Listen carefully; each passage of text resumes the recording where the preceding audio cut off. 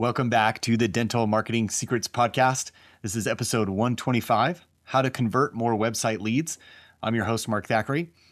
And the premise for this episode actually comes from something I'm working on with one of my clients right now. So we're looking at they've had some challenges internally of taking leads and converting them into patients. So we're looking at their website leads specifically, and they had about 75 inquiries over the last couple of months.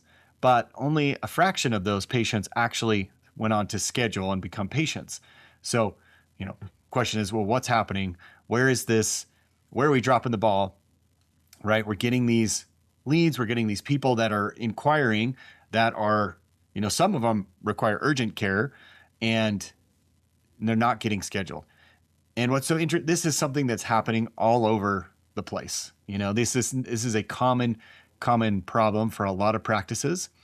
And it's interesting because most of them would say, wow, I just need more new patients. I just need more. And that's kind of the driver, right? That's the kind of sexiest way to grow a practice is by getting more new patients.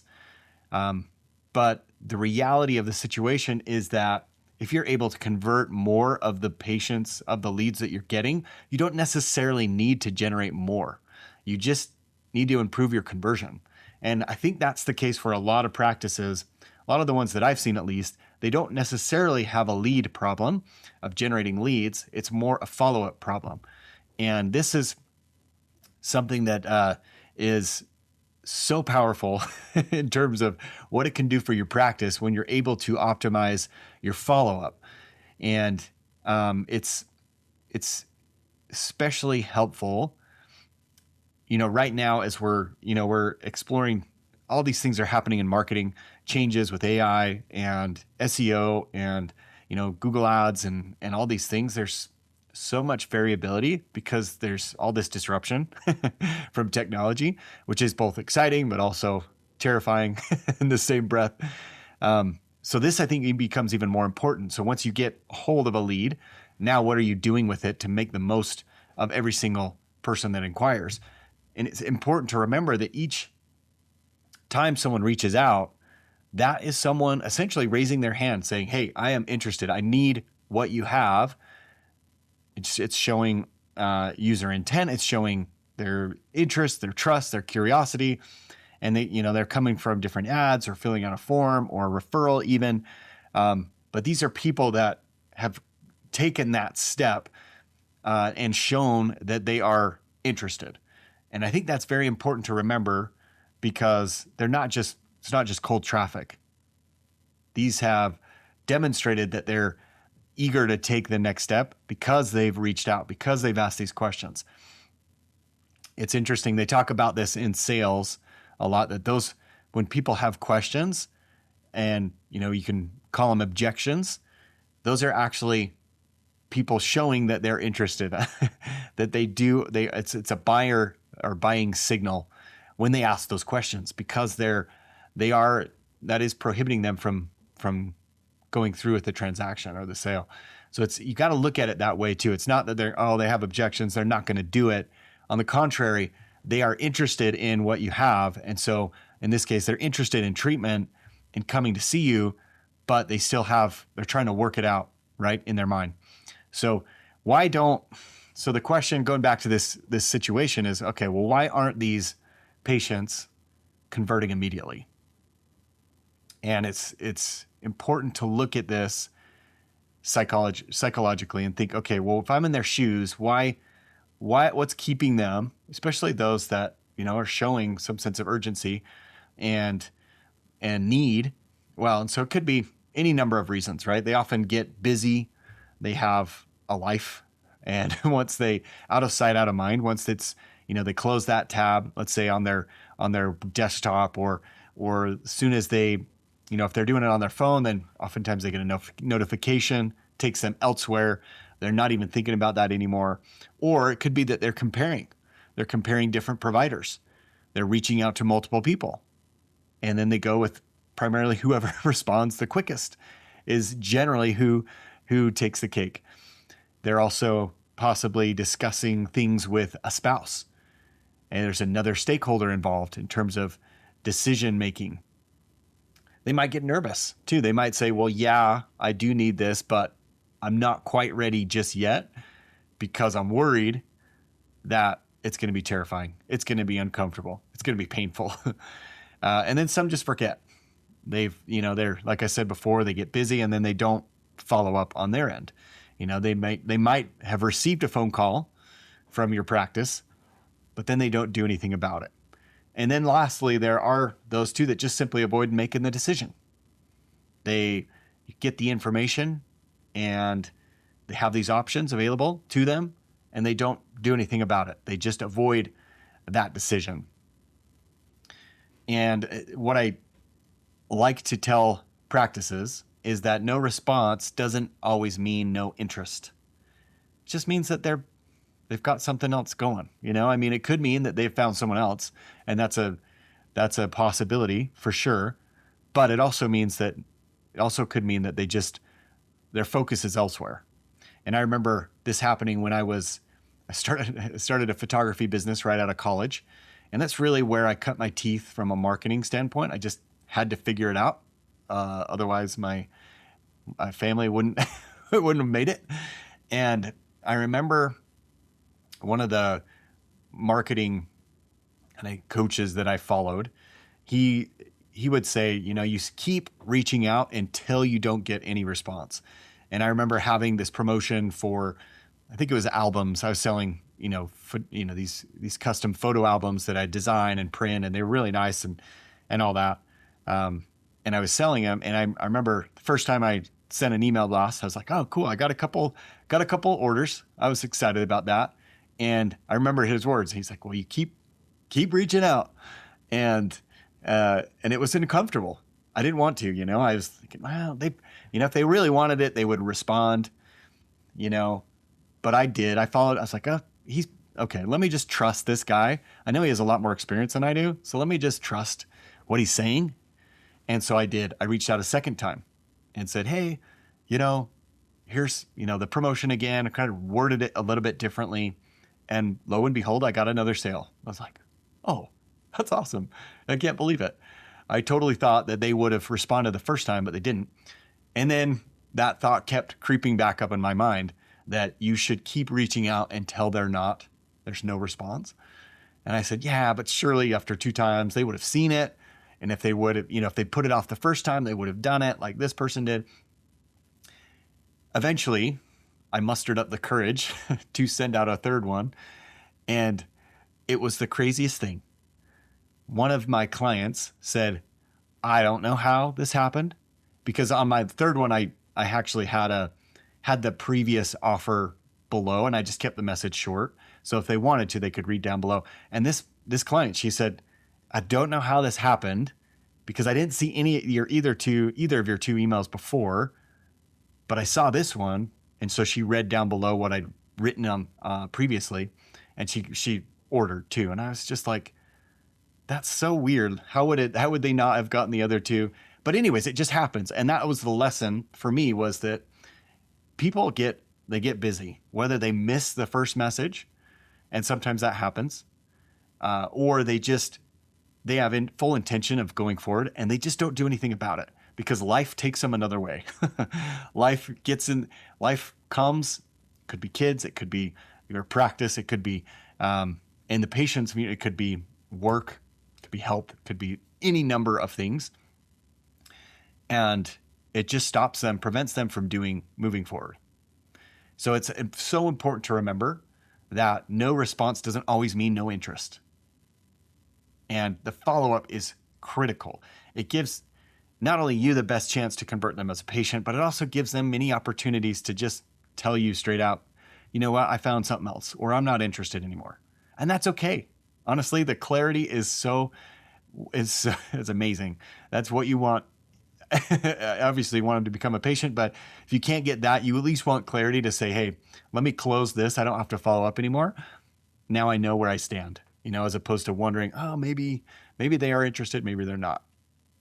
Okay. So it's very important to remember that these leads need reassurance. they need reminders, they need momentum. It's important to try and reduce friction. I talk about that a lot on this podcast. You want to make it easier for them to come in because it is challenging. That's the hardest part in this whole process, is to get them to physically come inside your office. And once you do, it's smooth sailing generally. It's downhill from there, because now you have that momentum. You have them committed to doing something. You already provide a great clinical experience. I'm hopeful. If you haven't, then definitely take the time to make sure that you do. But more often than not, providers do a good job once patients get in the door. So once they get there, you can build that relationship and rapport. You can, now that they're familiar with them, they don't have to go through that whole process again of, I wonder what this office is going to be like. Am I going to mesh with the dentist? That whole, there's all that confusion and worry and concern about that when they haven't come in. So it's all about getting them to come in, and you simply need the follow-up. The follow-up has to be there. Okay, so let's dive into specifically what that looks like. So one of the first things to remember is speed to lead. Now, what I mean by that is the faster you respond to that lead, the higher your conversion rate will be. Period. That's underlined, bold, caps, everything. The faster you can respond and reply, the more likely it is that you will convert that lead. It's huge. It's the biggest thing. It's the biggest factor, right? So this means, as a practice, what needs to happen? You need to prioritize any leads that come in. And this might mean, and people are going to have questions all the time. Like, what if I'm on a call? What if I'm with a patient? What if I'm this or that? Okay. But you can also do other things. You can respond via text message and just say, hey, Jessica, I got your call, or I got your website inquiry. I'm with a patient right now. Can I call you in 5 minutes? Can I call you in 10 minutes? Say, I would love to help get you scheduled. Can I call you in 10 minutes? Something very simple, but it lets them know we've heard you. We're going to get back to you ASAP.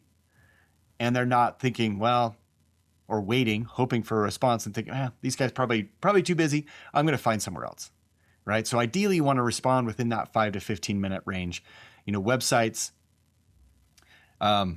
it's different than a phone call, right? Phone call, you need to answer. You don't want any missed calls. Let's just put it that way. As a phone call leads, you want to answer when they call, because they're in that mode. Like they're so motivated, they are picking up the phone to call. That's even higher, the intent's even greater than if they're just filling out a form on a website. But ideally with a website, since that's what we're talking about today, 5 to 15 minutes. Okay, it's not next day. It's not whenever we get downtime. It's ASAP, right? Within 5 to 10 minutes, 5 to 15 minutes. Because the office that responds first is the office that wins. Plain and simple. More often than not, it's the biggest driving factor. It's just who's going to get back to them the quickest. So how do you set this up so that it makes it easier for you, right? Well, you can do an automated text, for example. Let's say they submit a website form, and there are systems that will allow you to then immediately text the patient acknowledging that you received their inquiry and letting them know what to expect, letting them know that we will respond within 20 minutes or half an hour or whatever the case is that you can realistically manage every single time. Put that in there so that they know what to expect. That's the biggest thing, is if they don't have any, there's no, for lack of a better word, expectation. If that's not set, if that table is not set, then they don't know. Then they start to wonder and worry and say, God, maybe they don't want my business, or maybe they're too busy, or whatever. I'm going to go find somewhere else. Okay. So it could be an automated text. It could be an automated email. That's also fine. I find text is a little easier because it's closer to the phone call than an email is. But some people, that's okay. And you could do both. There are systems available. We have a follow-up system that can do both, just because it's so important. You want to give patients multiple ways to respond. And that's kind of the next point, is use multiple channels when you're reaching out, because sometimes they might have called, but then now they're in a meeting. Now they're back at work and they can't answer the phone. So a text message works great, or an email that can work great. Looks like they're actually responding to your text or your email. It's wonderful. And you have, quote unquote, a paper trail. You have something to fall back on, a record, which is nice. Okay. So that's the second thing, is use multiple channels. And so when you're reaching out, it's great to have an automated email. Those are easy to set up. Send a text and just say, hey, got your message. In case it's easier, here's a text if you want to just text us. Something simple like that. Phone call, that's always great. A lot of practices will do this. And then voicemail as well. So many practices, when we're looking at it, will call once, they will leave a voicemail, and that's it. Maybe they'll follow up the next day if they don't hear back. They put a little reminder on their calendar. But frankly, it's not enough. If you're getting, again, like in this case, 75 leads, how many more could you convert if you were actively following up more frequently? If you were optimizing this follow-up process? Who knows? And these are ones that you're already paid for. These are leads you've already paid for through ads, through SEO, through effort, through reputation. You've paid for them already. Why not take advantage of those? So it's important. You want to look at speed to lead. You want to respond within 5 to 15 minutes. You want to use multiple channels to follow up. And then third one is, don't just check in. You're really trying to add value to them, So just following up or just wanted to check in. Instead of doing that, think about what are some possible objections that you could try and overcome. What are common questions that patients have before they decide to schedule? That could be financial. Could be, if you're insurance based, what insurances do you accept? Could be, what does that first exam look like? In what ways do you make it comfortable for patients that suffer from severe anxiety? Be specific. Well, we have heavy weighted blankets. We have headphones to drown out to eliminate the sound. We have cable TV to distract you. Be very specific so that people understand and can visualize that experience when they go in and think, okay, I'm in the chair. I've got this weighted blanket calming me down. I've got these headphones. I'm able to watch a movie, or I'm able to just listen to music, close my eyes. That's a lot better than not having any of those and just gripping both armchairs and holding on for dear life. Paint the picture of what you do that makes it easier for them to reduce anxiety. Again, to make it easy for financially, could be insurance, it could be in-house plan, could be any number of things, financing. Walk them through the next steps. When you come in, this is what's going to happen.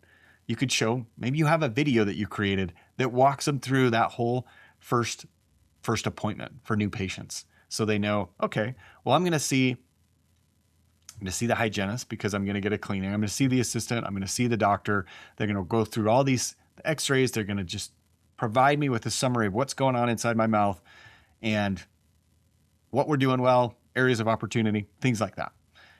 Just walk them through that whole thing, because again, you're setting that expectation. Now there's no confusion. There's less worry, concern. Because if they don't have that, then our mind tends to, especially those that do get anxious. Oh man, it can go any number of directions, right? It can sometimes get out of control. They don't know. And so they're thinking of all these worst case scenarios, when in reality, if you could just explain that process, it brings them back down to earth. Okay. You can share patient stories and videos, right? Those are always a great idea. Okay. So follow up shouldn't just be a matter of checking in and kind of pestering in that regard. You're really trying to build confidence. You're trying to do that by bringing value to the table, not just asking for the appointment. You're thinking about them in terms of what do they need in order to feel comfortable to come in. Okay. And then the last step is reducing friction, like I talked about before. Make scheduling easy. Easy. So what are some common types of friction, I guess I could say? What are some things that make it harder for patients to schedule? Could be phone-only scheduling, for example, forcing them to only be able to do it one way. And some people just don't want to do that. They don't want to pick up the phone. Or I'm one of those that it's more an efficiency thing.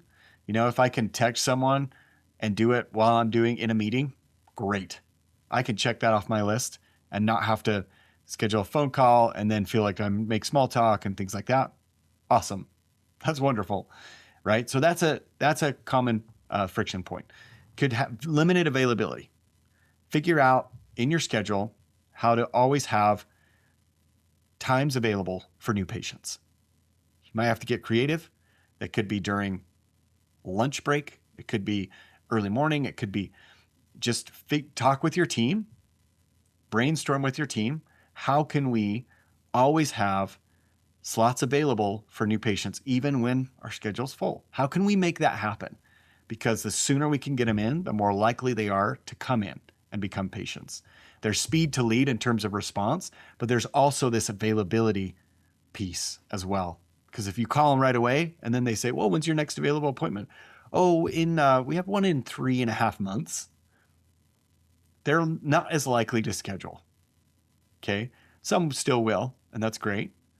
But those that need more urgent attention, probably not. Okay. So how can we as a practice make this easier for patients to schedule in terms of availability? Okay. Those are just a few different options.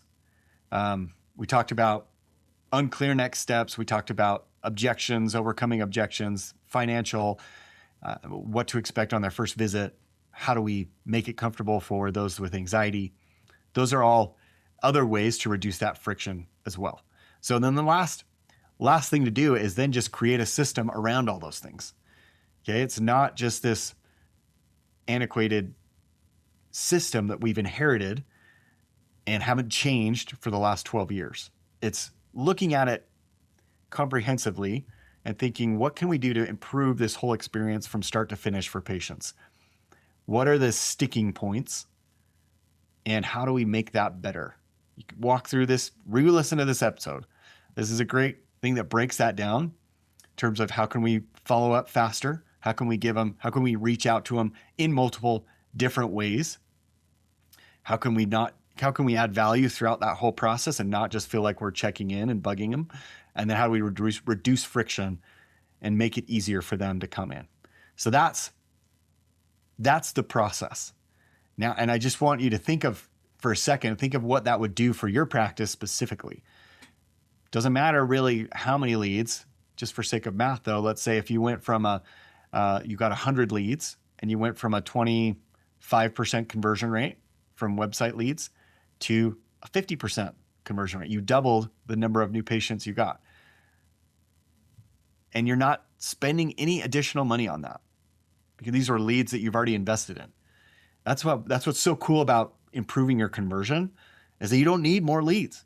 Typically, you could just convert more of the leads that you're getting. It's awesome. It's awesome. You're not going to add any additional ad spend or effort on that part once you've established the process. It's wonderful. It is. It really is.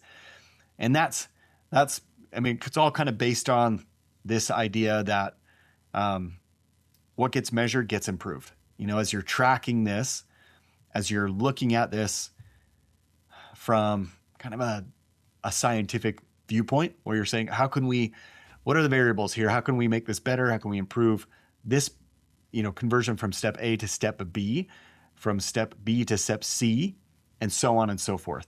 It's kind of looking at that, taking the data back. How can we improve that? And once you do that, it's cool. It makes it so much more fun.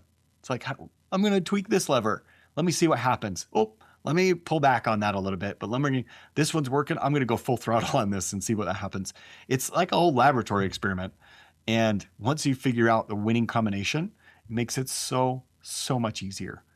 Your marketing makes it's so much more effective. And there's so much less stress involved. So that's what I like to say. The fortune is in the follow-up. And this is a great example of that. So hopefully that helps. If you have questions about this, I'd love to hear from you. I always like hearing from listeners just on specific pain points that they have, or if they're trying to implement something that we just talked about. Happy to give recommendations and advice. We have a team available if you want some actually hands-on help. We can do that too. But just here to support you any way I can. Thanks for listening, guys. If you haven't left a review, I would love a review. Wherever you're listening to this podcast, just chime in, leave us a review. It helps us get shown to other people, other practices that are looking for help. And that would make my day. It really would. So thanks, you guys. We'll talk to you next week.